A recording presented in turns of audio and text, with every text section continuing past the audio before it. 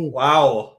You want to talk sports? Actually, now that we're on it, there's been a lot of sports activity Let's talk going on. sports. The Carolina, the New York Knicks, the World Cup of soccer. The Carolina Hurricanes won the Stanley Cup. New York Knicks won the NBA championship, and something called the World Cup is going on. I think it's got every country in the world competing in 3 or 4 different cities right now.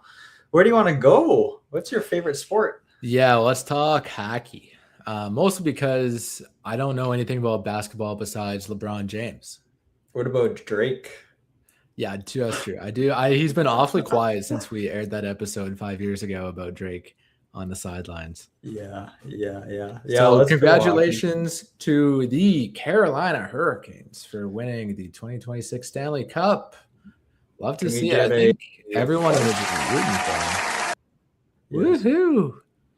Everyone was, and I was especially because that means I won our bracket challenge that front of the show Mo put on. So yeah, it's $160. And Josh and Jeff, if you're listening, you each owe me $20, and I'm not going to forget about it. All right? Did they not put money in? They didn't put money in. Wow. And that next episode, this is where having a podcast is great. I will dox you. All right. Doxing is like putting their address? Their address, yeah. It's just like they live at 42 Wallaby Way, Sydney. And yeah. Okay, cool. Yeah, so who do you have in the final? Carolina? I had a repeat of the 2006 finals of Carolina and Edmonton. Yeah. And that's where I went wrong, thinking that Edmonton would pull their weight. Yeah, me too. Except I didn't win anyways. I lost. But I had the same final matchup. But everyone was cheering for Carolina except for Vegas Golden Knights fans. Them in Florida are very good villains in the league, I think. Vegas has really been leaning into it with everything that's been going on the ice and off the ice, coaching stuff as well. Carolina kind of just took over that series. So I'm happy for them. They're a team that's always been right there at the conference finals the last few years, and they just stuck with it. Mostly kept the same roster, at least for the core pieces, and then changed out some of the other parts. Tried to add a little bit. They added Nikolai Ehlers in the past offseason, and they just tweaked their roster more and more, and they just dominated. They went 16-3, so they got tons of rest in between rounds. I still think they're like the playoffs is such in hockey, there's so much luck, I think.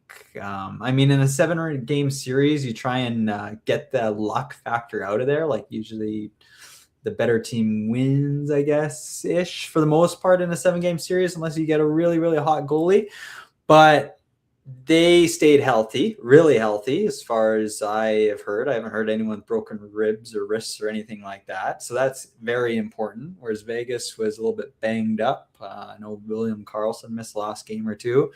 And I still think they face pretty weak competition. They have a pretty easy path to the conference finals like every year. So they played Ottawa and Philadelphia. Not that impressive. Yeah, and then Montreal. Montreal. Easier path. And I think Montreal did really well, but they're just not on the tier of, say, Colorado, right? Mm-hmm. So that Vegas had to go through, even though Colorado is banged up as well. But you can't take it away from them. They won, so good for them. So that's cool. Yeah. The only thing I was going to add is that, of course, Anderson, the Carolina goalie, got injured in the second last game or third last game, and they got Bussy coming in, and I absolutely love the name, and I love how you couldn't slide anything past Bussy. Yeah, he's incredible. Yeah. What a story! Just like coming in at 27 and making that happen that's incredible. What a pickup. He had that crazy win streak earlier in the season, like 13 games in a row, I think. Oh, really? Okay. Yeah. So they picked him off waivers this year or last year. And then, so he was unreal during the regular season this year.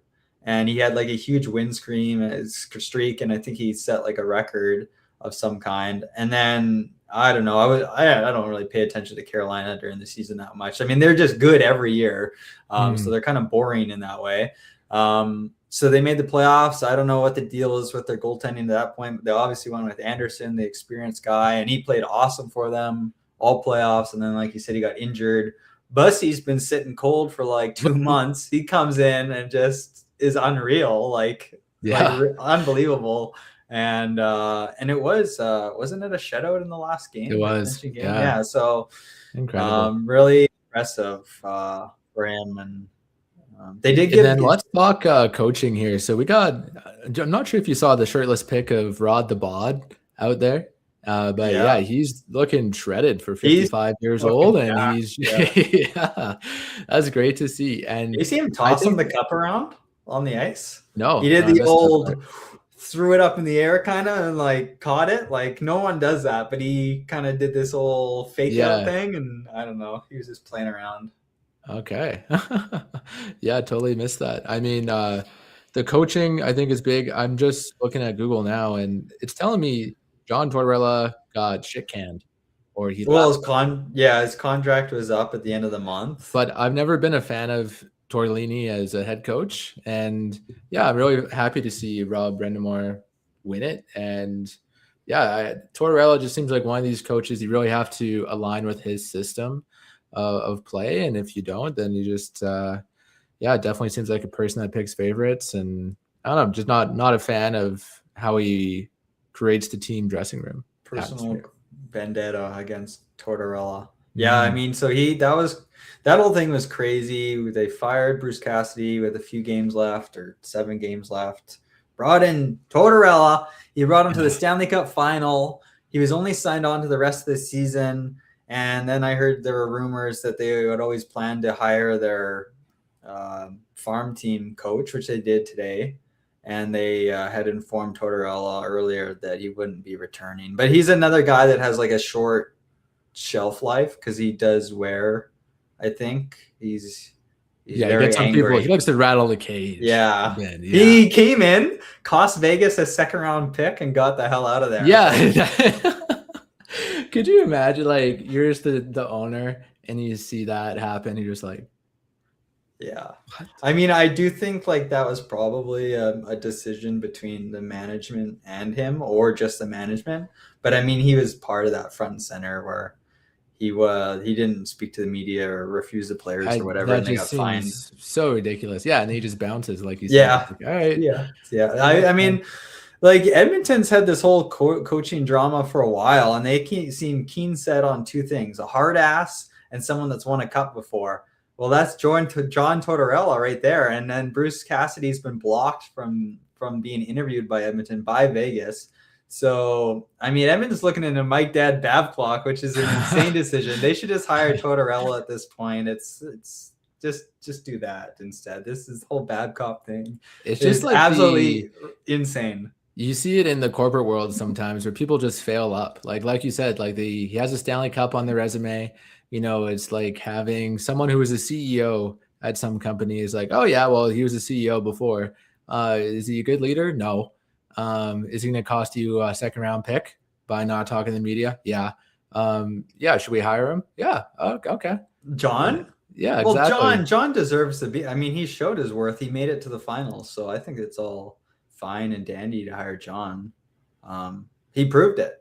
He proved exactly why they're. But how much of that team was already firing before he came in? And, you know, it's hard to tease. They were terrible. That's why they fired him, or fired Bruce Cassidy. Right? Okay, so they weren't going to make the playoffs at that Bruce Cassidy. No, they were going to make the playoffs. Yeah, right. But they weren't going to go to the final. I mean, you'll never know, but we'll never know. They were not consistent all year long. They had horrible goaltending, and you think it just would have happened? They all quit on Bruce Cassidy. I mean, because he's a guy that's known to be a short shelf life as well, and just wears on his players. So, they look like a completely different team in the playoffs, and in the regular season. They won 6 in a row or whatever to end the season or something. So I don't know. I mean, I think that sentiment's true a lot of the time. It's the old boys club. I mean, that's why you're seeing it with, I think Babcock is a better example than Tortorella there, but you see it everywhere. You just hire the same old people over and over again because they played once, they won once, I don't know, something like that. But Tortorella, I mean, he did his job. He did it. I mean, he just fell short of a couple wins, but crazy.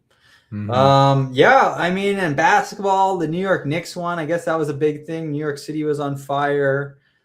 They haven't won in a while either, a long time.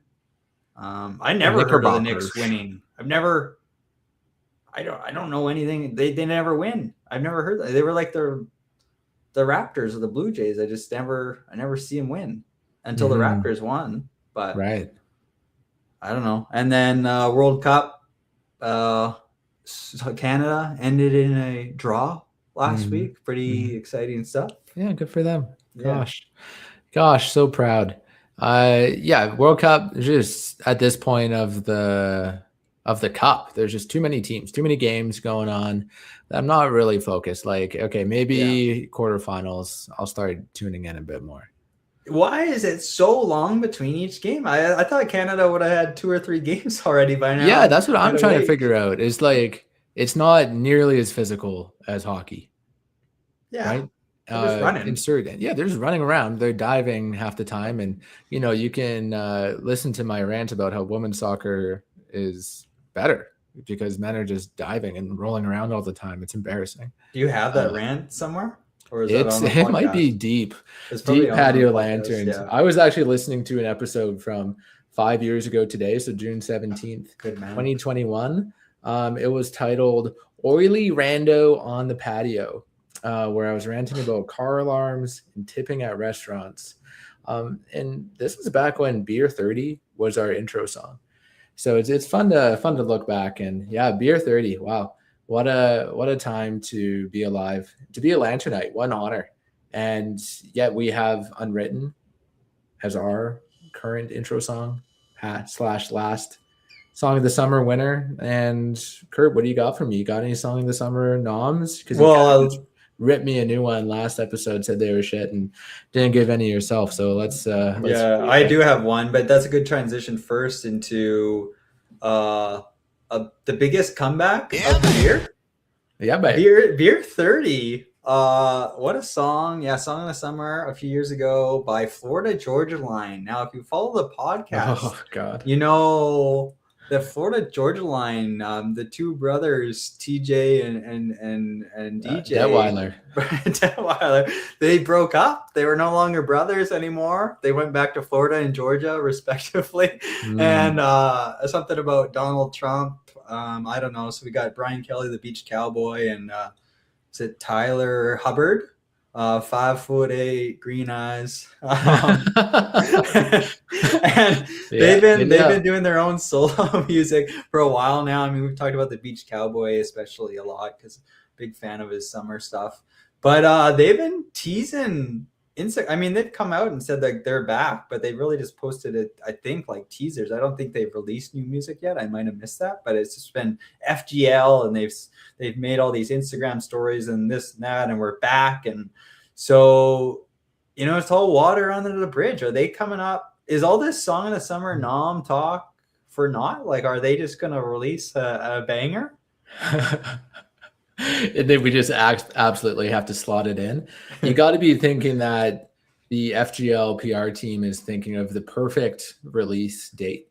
And I know that July 4th this year, the 4th of July, is America's 250th anniversary. So they got to be thinking about releasing it. Maybe it's got to be soon. Like, if I was them, I'd want to have something a week out prior so that, it's like, people can confirm it's patriotic and it gets everyone fired up, and then it's new enough to hit the cycle for everyone's. I just imagine like the trashiest like parties and pontoons, like, and then there's blasting Florida Georgia Line's new song and fireworks are going off. And... nature is healing. Everyone's like, oh man, TJ and Detweiler are back together, and like, America's awesome. We're awesome. I don't know. We'll see what happens there. We'll be following that closely. But I do have a Song of the Summer. I was away, and that's why we're delayed a week kind of releasing this podcast. So I have one, and so this is not unusual for me or for us. I'm maybe a little bit late to the party. but that's okay. I think it takes some time for some of these songs to sink in a little bit, especially me. I'm a little slow when it comes to that sort of thing. But I think it could be a K-pop summer. I think it could be Soda Pop by the from K-pop Demon Hunters, Saja Boys. Have you heard that one? Have the South Koreans really delivered for us is the question. You know, we've been doing all this outreach to South Korea, but have they delivered as being a Lanternite? That's my first question before we even dive into this K-pop song. Oh, it's really hard to kind of track that rat's nest. You know, it's Charlie, It's Always Sunny, trying to figure out the butterfly effect of this one South Korean listener passing it on to the others and whatnot. But right. I mean, we talked We've about been trying to break into that market for a long time, and maybe having that as our intro, you know, they hear this familiar tune. Maybe they can learn a thing or two from these folks on the patio. There you go. I think so. So you just talked yourself back into it. So have you heard Soda Pop? No. Have you seen the film, K-pop Demon Hunters? I've tried very hard to not listen to anything from it. But okay. Is it a banger? It's a banger. I mean, it's a good summer, bubbly song. It's probably not even my favorite song from the film. But it's definitely by far the best like summer song. So I had stayed away from this film. And I think I had listened to this song because I kept seeing it. I think I listened to it like once last year and I wasn't sure how I felt about it. And then just recently when I was away, I watched K-pop Demon Hunters on Netflix. It's a Netflix Sony animated film. And they're K-pop stars that are also demon hunters. And the demons pretend to be a boy band. And they release a song, Soda Pop. And it just takes over Korea and presumably the world. And it's been a hit. I mean, I think I just saw today this film is like the top of the charts for the year in a row, 52 weeks in a row or something like that. But it has been a huge hit, and it's caught on. I've gotten into it. It's just it's delicious. It's just you just want to shimmy. You just want to roll your shimmy. Yeah. You just want to boogie. Right. Yeah, I'll have to give it a good listen here, Curdy boy. I have 3 for you. Oh man, you're really just flooding the song of the summer, trying desperately to get your win by just flooding absolute crap in here. No, I'm playing. You're gonna like some of these, but I need you to double check that they haven't been nominated before. If we're sticking with that rule, so well, yeah, okay, yeah. Peaches by the President of the United States. Are you familiar? Like Trump? Yeah, like what? It's by Don Justin Bieber. It goes something like this. It goes something like, "Moving to the country, gonna eat me a lot of peaches. Moving to the country, gonna eat me a lot of peaches. Peaches come from a can. They were put there by a man." Does that do anything for you? No, and I'm looking to see because sometimes you nominate some different stuff that I'm not aware of, and I don't see one, but it's called, the person or the band is called the President of the United States. Forget the first it's just President of the United States. Okay, I think it's a clean entry. Yeah, that's clean. It's very confusing artist name. Kurt is confused. President of the United States. Okay. What else? Next up, we got. This is the one I was at least sure if it's been nominated before. Is the One Tree Hill theme song "I Don't Want to Be" by Gavin DeGraw, famously from Patio Lanterns High. Yes, intro fame. So I don't think it has been nominated because that's been used heavily in our Patio Lanterns High, and episode 3 of season 2 is coming out soon. I can assure you. Good things take time, but no, I think that's a clean entry as well. So clean nom. Okay, love it. And then third one is called "Summer's Over" by Jordana. What? That doesn't and sound TV very Girl. Song of the Summery. It's kind of chill. Who's it by? Jordana and Jordana. TV Girl. Jordana Brewster of Fast and Furious fame. Mm-hmm. Jordana and TV Girl. Yeah, that's right. And it's called Summer's Over. That's right. Summer is canceled. That just does not sound right. Does not sound Song of the Summery. Summer is just getting started, buddy. I think out of all these, Peaches is the most summery. I mean, the whole song's about moving to the country and eating a lot of peaches, which is fantastic. Summer's Over. Yeah, it's kind of like, maybe by the time in September, we're going to be thinking more like, oh, thank God it's over. And then Gavin DeGraw, I don't want to be. I think it just hits a lot. Like you said, it's been used in Petty Lanterns High. Reminds us of the good old days, the early 2000s. I don't know if it's got the summer vibes for me, but I'll give it a fair shake. At least I know that one. Mm-hmm. It's the kind of one that you see on the memes with like people like kind of unk status like us, just out there on a jet ski having a good time first thing in the morning. You know, I don't want to be. Yeah. That's what you think of. I think if you on a jet ski ripping around Skaha Lake. I don't want to be. Yeah, maybe at like sunset or something. Mm-hmm. Yeah.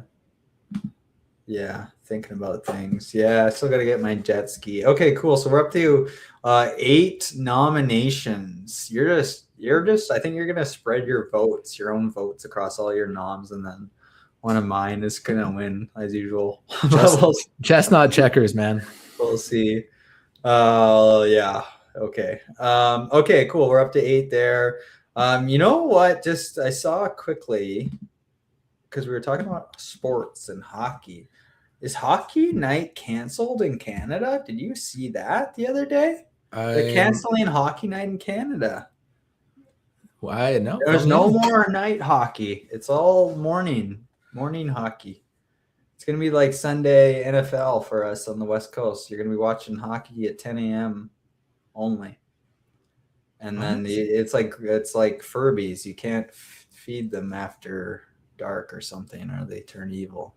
So Ron McLean and the panel are going to be setting up shop at 10 a.m. or are they all shit canned? I actually don't know. They just Sportsnet and like the hockey night is for all our American listeners, which is again I checked dominating our listenership for the last for the whole year and beyond. For all our American listeners and our South Korean solo listener, Hockey Night in Canada is a Canadian hockey night program every Saturday during the NHL season. They just air hockey games, and even though Sportsnet is kind of like the national broadcaster for hockey in Canada, they had like some kind of partnership, I guess, with CBC to do that on Saturdays. I don't know the full dealio, but they had like a joint statement that said hockey is canceled, and I still don't really know what that means. Like it's going to be different. I don't know if that means it's going to be basically like any other night of hockey. Like we're used to having Saturdays there's always for us in Pacific time zone, there's always a 4:00 game. There's always a 7:00 game. There's probably multiple actually. And then there might be some earlier as well. So I don't know if it means like it's just going to be like a fucking Friday or a Wednesday and there's going to be maybe a game. I have no idea what it means, actually. I was just wondering. It sounds – it's a good headline, right? Hockey night. Yeah, everyone's canceled. Like, oh. Yeah. So, yeah, I mean, you thought you were going to be eating your eggs and bacon and watching the San Jose Sharks and the Vancouver Canucks or something, but I don't know. Maybe. Yeah, okay. Let's see where this goes. Developing story on the patio. Yeah, breaking news, folks. Breaking news. Maybe they'll bring Don Cherry back. Give him the morning segment. Yeah. Yeah, I mean, he'll be alert and he'll be ready before his nap. Yeah, that's right. Yeah, so I was in Montreal. I was away. That's why we delayed this podcast. Yeah. 3-week break. I went to do a little business over in Montreal, and that business was just working remotely. And Quebec and Montreal is somewhere I've never been before, and it's been on my mind. And I work remotely right now, so I was just dreaming of a new adventure and just trying to take advantage of that remote work. And I thought, what would be like a exciting but kind of low risk kind of scenario? And so that to me was like staying within Canada and just going a few hours east to Quebec. So I went there for like 9 or 10 days or so. I went to, I think it was 6 nights in Montreal and 2 nights in Quebec City. And yeah, it was beautiful. It was, you know, I spoke about Paris a few years ago because I was in Paris, brag, and I talked about a couple things, I think. Yeah, you went on a sidecar adventure. The sidecar was awesome. Did not do that in Montreal. Didn't see that. They had like a horse-drawn carriage. Did not do that though. I like to get right back on top of the horse and ride her. I talked about Paris having like really beautiful people. And part of that could be because it's such a touristy city. It's kind of like an extravagant, it's the city of love. And so it might just draw in those types of people that like to kind of live like a lavish lifestyle, be a little bit more fashionable. Not really sure. But I talked about how attractive everyone was. And then I also talked about like that perception of them being like snobby, maybe the citizens to like English speakers or to other countries or other languages. And I had an amazing time, and everyone was wonderful. I am terrible at speaking French. I have to memorize a few lines, and I absolutely cannot think on the spot. I can barely do that in English. And everyone was so kind, but I had the same kind of questions. Not necessarily, I wasn't really wondering if Montreal was full of attractive people, but I was wondering if they'd be kind or if they'd be rude when do I try and speak French? Do I not? And you know what? Same thing as Paris. They were all super friendly. You know what? You speak English. Where I was, which was mainly in, you know, the central Montreal area and even in Quebec City, you know, pretty much everyone speaks pretty good English. So you can speak English, or you could try a little French, or you can ask them in French if they speak English, whatever. They were super nice. And yeah, it was what I suspected. Really attractive, at least really attractive women in Montreal, which is what I had suspected. It was. Is that on par with Paris? I don't think so. Paris, I remember it being both sexes. I was like, wow. Yeah. That dude's handsome. Wow, right. She is beautiful. And I thought maybe that it was a little bit of a step up in fashion and everything. I was, you know, it's also you're in Paris. It is a bit different than for me being in Montreal. So you're in Paris. There's the freaking Eiffel Tower. You've got all the French streets and everything. It's a little bit different. In Montreal, I mainly noticed the women as being like, wow, yeah, beautiful, just as I suspected. And there were some nice streets and stuff too, but it's not quite the same as being in Paris, France. Okay. And your whole mission, besides working, was to find the best matcha in town and the hottest Pilates studio. So did you succeed? Yeah, I did. Those were goals. I failed on the Pilates miserably. I only did one Pilates class the whole trip, if you can believe that. I got suckered into a regular gym pass, a regular boring Anytime Fitness gym pass. It was too good to pass up. The allure of just those iron weights that are right outside the Airbnb, you get a week pass or whatever. It was too much. I just couldn't turn away. So I did like one reformer Pilates class on like not the when I flew in, but like the following morning in Montreal. And it was really weird actually. And I think part of it's because I did the first class in the morning, which is at 7 a.m. But there were only 3 of us. There were three of us, or there were 3 other ladies, and then me, and then an instructor. Whereas like when I did it in Calgary, it was, you know, there was a dozen people, and I did in the middle of the day there. So I think the timing might have been an issue. but it wasn't the same as the Calgary experience. So I did the one class, and I looked at other things, yoga, mat, Pilates. I just kept going back to Anytime Fitness. They said, you know what, you can get this, you can do a drop in today for free, and then you can do a week pass, and it's like $40, and you go unlimited. I was like, oh God, I got to do that. So I disappointed myself a little bit there. And then on the matcha, I made an effort for the matcha.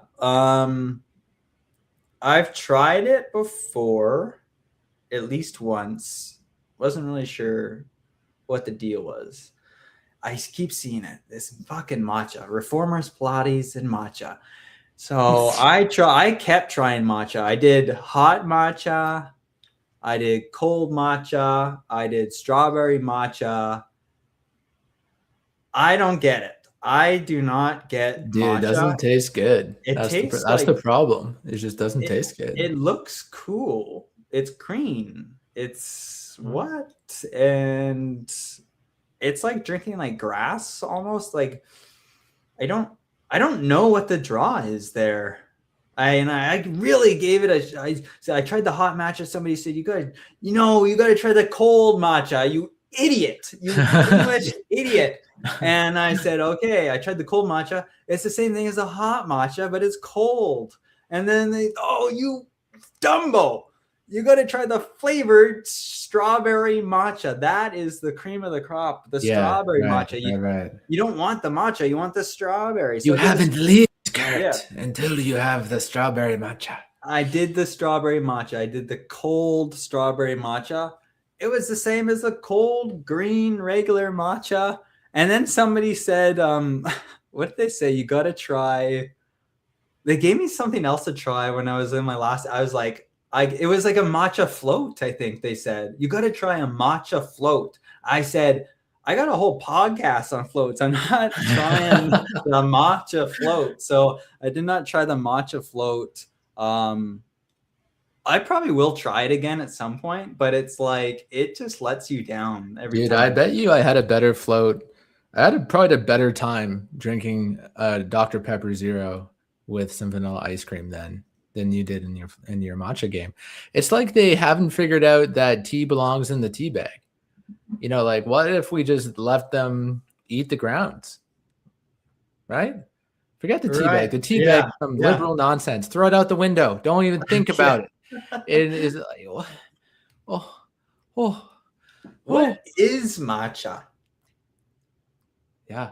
I don't know what matcha is. It's green tea. Who created it? And you know what? I only did the one reformers class in Montreal. Is reformer Pilates a scam?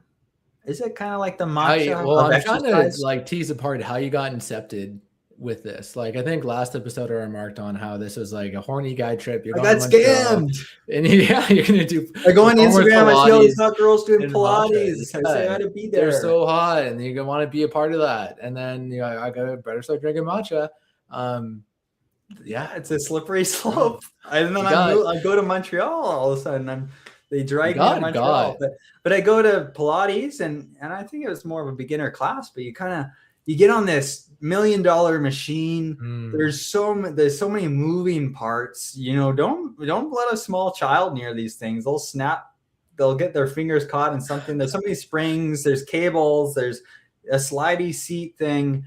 It's so complicated. I have no idea. It's like a Bowflex kind of thing. Like somebody is like, I want like an all-in-one fitness machine, and they created the Bowflex, and it's similar to the reformer Pilates. They're like, we need to like sell something expensive, and they created this reformer Pilates machine, and you kind of go through this hour workout, and what did I even work out? I gotta hit Anytime Fitness after this. So okay, so you're not your muscles aren't sore after. You just kind of like, are you sweaty even? You just no, because this one was in Calgary. It was like a semi-warm room. It wasn't like full blast 37 degrees, but I think it was still like 30-degree room. And so you get warm there.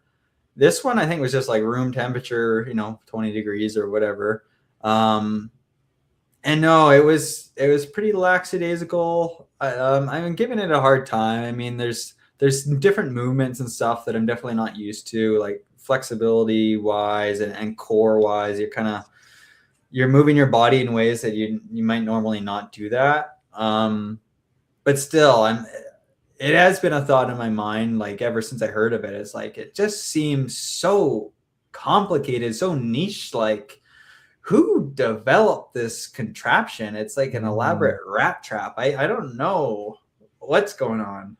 Yeah. Okay. If we did a deep dive, there's probably some link from way back when of matcha and the reformer table.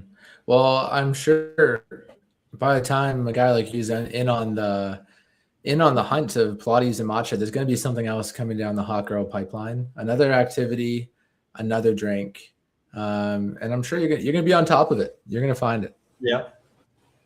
Yeah. No, I will be. I'm kind of happy for you. I'm happy you had more of a iron, just pumping some iron and eating poutine Montreal trip than Pilates and matcha.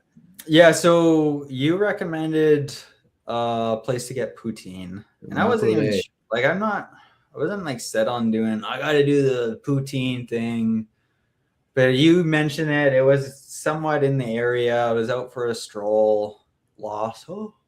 And decided, it was a good evening for some poutine. And yeah, it was some, I don't know, it had like chicken and sausage, chorizo sausage or something on top of like the fries and curds and gravy and stuff. It's like the poutine's like, if you've ever had any poutine, you realize it's pretty rich. Like it's for all those South Korean listeners out there. Yeah, it is thick.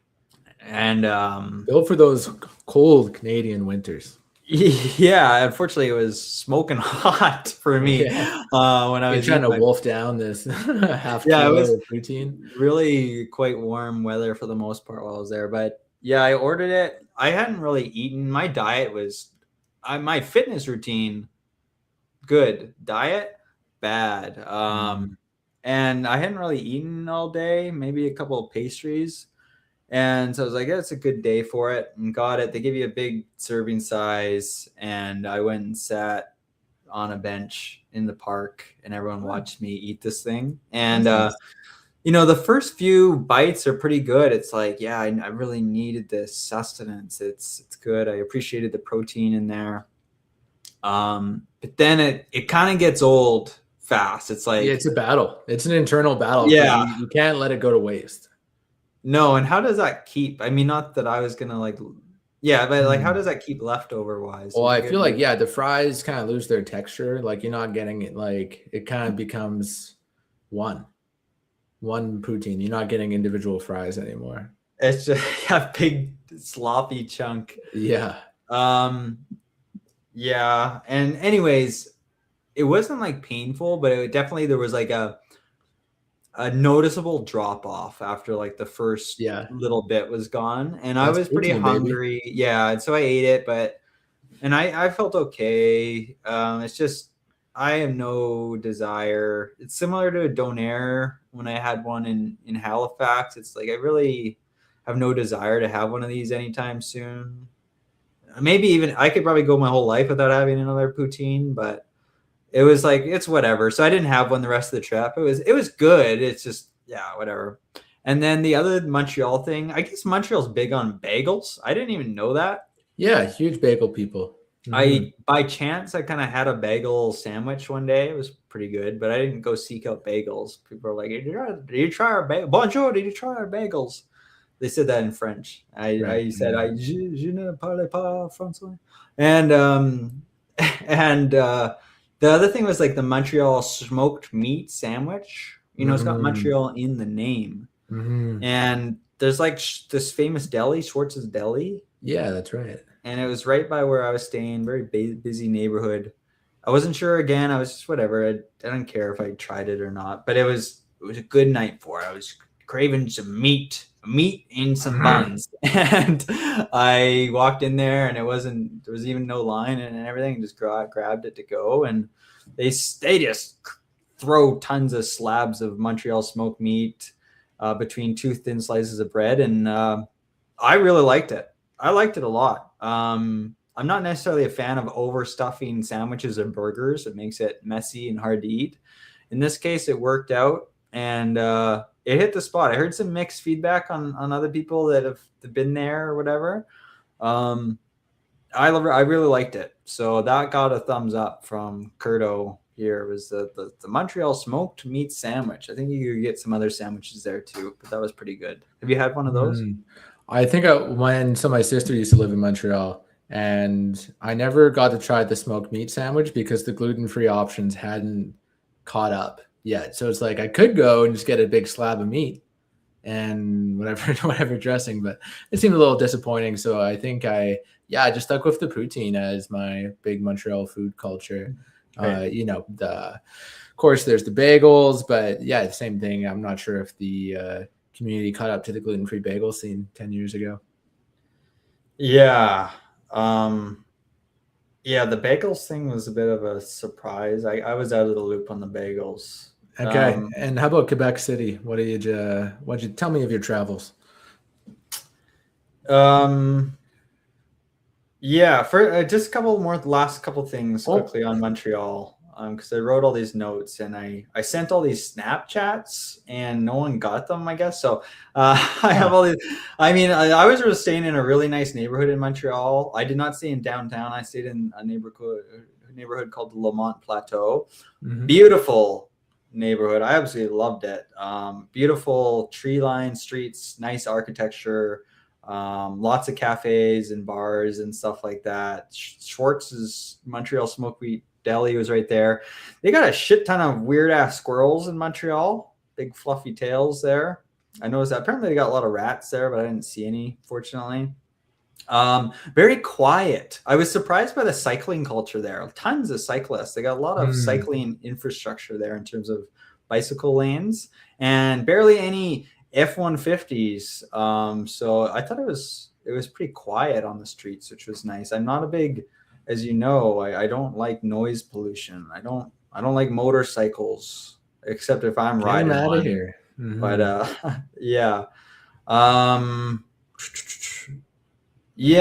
okay, Quebec City. I could have spent more time there, to be honest. Like, I had 2 full days there. I took the train to Quebec City from Montreal, which was all right. 2 full days might have been enough if I wasn't working. But I was like, if I wasn't working and hitting the gym, pumping those biceps, so I could have used more time to do some walking around. I like to get my steps in and walk around the whole city. And so there's like the old town, very touristy. So I didn't love that necessarily. Like, really, it's got the cobblestone streets, beautiful architecture, lots of tourists. And I was staying right in there, which is cool. I wanted to be right in the thick of it. But I found myself getting out of there because I got there the first day off the train. I needed to go do some work, hop on a meeting. Couldn't find anywhere to do any work. I couldn't check into my hotel yet. Couldn't find anywhere to do any work. Like the cafes and stuff were all like small or busy. I ended up sitting at some restaurant. And then the following days, I walked out of the old town outside of the city walls there and found some cool places. It's quite hilly there. I don't know, don't love that necessarily. But it was nice too. And actually outside of the old town, they had some nice streets. Like they had a couple of cobblestone streets and they had some nice stuff going on, but I definitely like Montreal better. But I had way more time in Montreal, but I really enjoyed Montreal and the neighborhood I was staying in. In Quebec City, the traffic lights work different. So in Quebec City, they do things a little differently around here. Like me and Randy starting up the podcast in our burger shack. They have all the lights. They do one thing at a time. They have all the lights go red while all the pedestrians cross. There's no, this traffic goes this way and pedestrians cross at the same time. No. either the cars are going or the people are going. That's how they do things in Quebec City. So that stood out to me. Did you see that? Yeah, I remember that, thinking that was quite nice. And I also recall in Montreal, no right turns on reds. Maybe, So if you're yeah, driving, I'm maybe. not sure if you noticed that as a pedestrian, but it's illegal to turn right on a red light. Okay. Okay. No, Mm-hmm. I didn't necessarily notice that, but okay. But Yeah. that you see that every so often. Yeah, I always thought that was more of a, yeah, I don't know, big city European kind of thing to do, and I like it. It's Okay. nice. Big fan. Yeah. You got to prioritize the people on 2 feet. Yeah, and then you can walk diagonally too. You can just kind of chart your own path. You're not confined to a single 3-meter wide lane. And in Quebec City, they also had they have flashing green lights prior to when they would go yellow as well. Okay, I didn't notice It's that. like how many tiers do we need here? Do we need to introduce a blue and an orange Almost light too? yellow. Like the Yeah, yellow is already the warning light, is it not? It's you got to slow down because the red yeah. light's coming. Now you got a green Mhm. flashing light to tell you got to think about It's slowing coming. down because the yellow light's coming, which means the red Yeah. light's coming. It's a bit. Yeah, they haven't heard about the whole stale green light thing in Quebec, eh? Yeah, I don't know about that. In Montreal, in Quebec, I was doing my whole performative male routine. Obviously, I mean, we hit on the reformer Pilates and the matcha, but also that means just posting up at the cafe, at the bar, maybe reading, maybe just having my book and my journal splayed out on the table, people watching, that sort of thing, drinking wine, drinking beer. But I was totally one-upped by somebody at one bar. I look across from me. There's a guy. He was wearing. This was in Montreal. He's wearing like shorts, cowboy boots. He's got like the cross legs, cowboy boots. He's reading a book and drinking some wine. He goes over and gives me the whole James Franco Spider-Man 3 wink. And he got me. He got me good. He was nailing it. So, like, did you guys bang? Like, what's the wink? We were both doing the same thing. We're both getting this, putting off the vibe at the bar kind of thing. Yeah. And I thought I had it good. Like, oh yeah, I'm button. Chicks and dudes are eyeing me up. I maybe write a few scribbles, draw a few elephant cocks on my journal, and people are gonna be eating this up. What are you writing in there? Excuse me, bonjour, salute. What are you writing in there? But I look over this guy, and he's got all this bling. He's got welcome the to the big show, motherfucker. Yeah, exactly.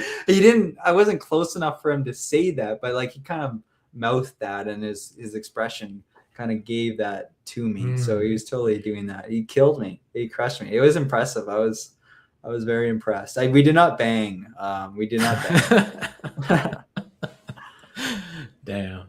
So on this whole trip, this whole working remotely, kind of a working vacation, I still like have a hard time. It's such a there's a couple things here. At home, I have a hard time like going out by myself because it's like, why would I go out and spend money when I could just have coffee at home, or I could have a beer at home, and then I could save that money toward when I really want to do something or go on vacation or whatever. But when I'm on the road, I'm always going out to the bar or the cafe on my own, no problem. There might be some like shyness or anxiety, but it's like, whatever. You just go there and post up with your cowboy boots and have a great time. So there's that like mental hurdle at home where it's just not that, it's just hard to get over at home, to just going out, spending money at home kind of thing with yourself, by yourself. But then also the idea of the working holiday, which is what I really wanted to try out here. And it went really well, but I still am torn. It's like you spend all this money, you go on holiday, but you're not really on holiday, you're working. And so, half the time you're working, or you're finding a place to work, or you're on a meeting or whatever, and you're probably not as efficient. I know I wasn't. But it also at the same time is great. It's great to like get out of the house, and it's kind of like a way to to gain more vacation days in a way, is that I'm not using vacation days, but I'm out in another city or another country. So I'm kind of torn. It's like, is it worth it? Or is it better just to stay home, podcast with Ryan, hermit, and then go to Everest on vacation, on a real vacation sort of thing? There's these mental hurdles that have been hurdles or barriers that have been blocking me. So would you do it again? Yeah, I think I would. I don't know. Yeah, I think I would, but I still battle with that. I probably would if I thought about it. Like I already have some other ideas, but it's like, man, like, you know, it's pretty expensive to travel and stay in Airbnbs or hotels and eat out and stuff like that, and hit the reformer Pilates classes aren't getting any cheaper. Matcha ain't getting any cheaper. It's almost like you need a network of people, of global citizens to crash on their, not couch, but like, maybe do some kind of swap of sorts. Yeah. Stay in the spare bedroom. Kind of, yeah. And you know, kind of like, I don't know if this how likely like a swap is. I don't even know how likely like staying on someone's couch is, but definitely like the idea of like having friends in different parts of the world at least is appealing. And I was working my magic over there. I don't know how to say that in French. Magic. Oh, there you go. All you American listeners. Make sure you shoot us a DM at PL Podcast on Instagram. Maybe you want to come to Penticton for the summer, you know, send Kurt down to Louisiana or wherever the heck you're from. Let's travel the world. I'm not done yet. I actually have one important thing. I did have that tone like I was wrapping it up. But you go right ahead. Yeah, and I forgot. I have one critical thing that I needed to mention here. So I'm out on my travels, and I'm just thinking things. I'm seeing things, and I'm thinking them. And I gotta do something. They're all bottled up. It's why I got a podcast here, and I'm just blabbing. I gotta get it out there. So what I do is I take a quick photo and send it to Randy on Snapchat. I definitely don't text because I don't want all these random images in my library. I just want Snap, add some context or a funny line. And you know, there's a guy that was doing overhead press or bicep curls on his balcony while his girlfriend was taking pictures of the sunset here the other day, and I just sent it to my sister, but she never replied. So I just said, what is this guy doing? But I was sending all this stuff in Montreal, and then Randy just messages me later, almost like he knew what was going on telepathically. But by the way, I'm not getting your fucking snaps. I deleted that shit just in case.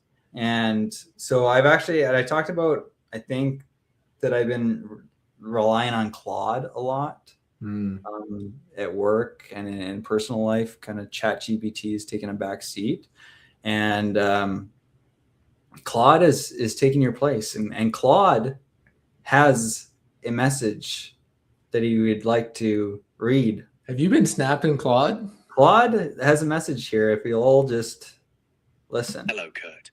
I have been waiting for this moment. Ryan has abandoned you, but I do not abandon my friends. From this day forward, I am your sole confidant. Your every mundane moment, your every thought.